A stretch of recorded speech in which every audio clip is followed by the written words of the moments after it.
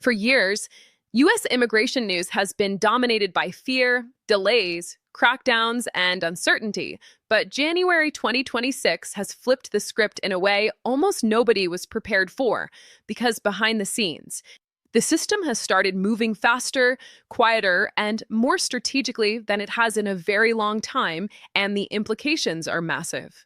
What is happening right now is not just another routine update or a temporary policy tweak.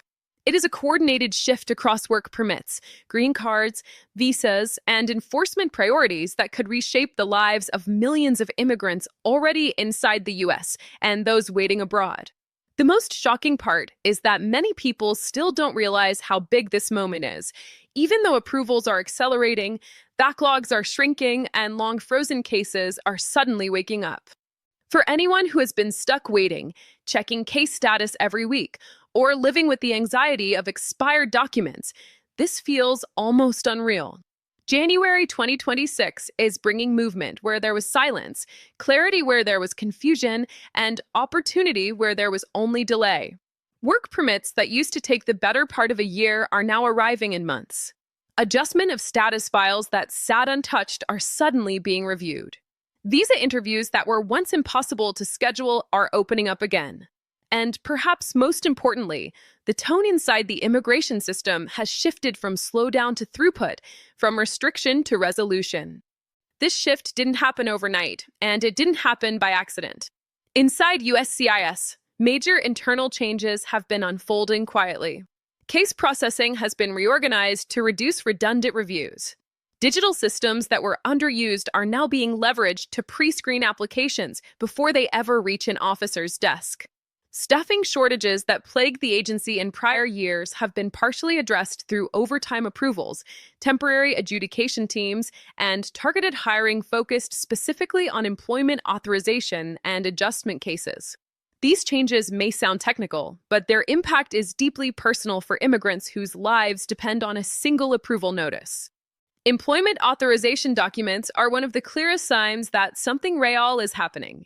Applicants across multiple categories are reporting faster approvals, fewer unexplained delays, and more predictable timelines.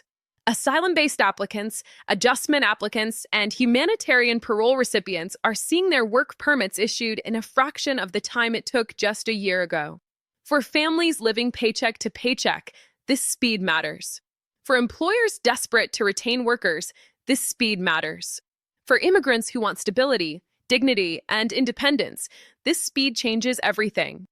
Green card processing is also entering a new phase in January 2026.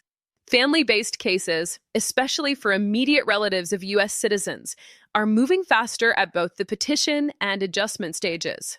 Interviews are being scheduled more quickly, and approvals are often issued shortly after rather than dragging on for months. This suggests a clear institutional priority: reduce family separation backlogs and restore credibility to the legal immigration process. Employment-based green cards are benefiting as well, with unused visa numbers being allocated more efficiently and fewer numbers wasted due to administrative delays. Visa processing outside the United States is another area where the change is impossible to ignore. Consulates that once had year-long wait times are expanding interview slots. Documentarily qualified cases are moving to interview faster. Certain interview waivers are being applied more broadly, reducing unnecessary in-person delays. For families separated by borders, for workers waiting to start jobs, and for students hoping to begin their education, this acceleration feels like a door reopening after years of being locked shut. At the same time, deportation enforcement is undergoing a quieter but significant recalibration. January 2026 enforcement data and court activity indicate a more targeted approach, focusing resources on individuals with serious criminal histories rather than broad sweeps that overwhelmed the system and terrorized communities. This shift has allowed immigration courts to process cases more efficiently, reducing continuances and speeding up resolutions. While enforcement remains real, the fear-driven chaos that defined previous periods is easing for many long-term residents with clean records. Renewals are another overlooked but critical part of this moment. Work permit renewals, travel document renewals, and conditional green card removals are moving with less friction. Automatic extensions are being honored more consistently, and fewer applicants are experiencing employment gaps due to processing delays. This stability is essential not just for immigrants, but for entire industries that rely on their labor, from healthcare and construction to logistics and hospitality. Humanitarian pathways, often the most backlogged and under-resourced, are also showing signs of improvement. Asylum interviews are increasing in certain regions. Processing consistency is improving for parole-based programs. Temporary protected status-related benefits are moving with fewer unexplained pauses. While the system is far from perfect, the direction is clearly different from the stagnation of previous years. So why is all of this happening now? The answer lies in pressure from every direction. Labor shortages are no longer theoretical. They're visible in hospitals, factories, farms, and small businesses. Economic data has made it impossible to ignore the cost of immigration paralysis.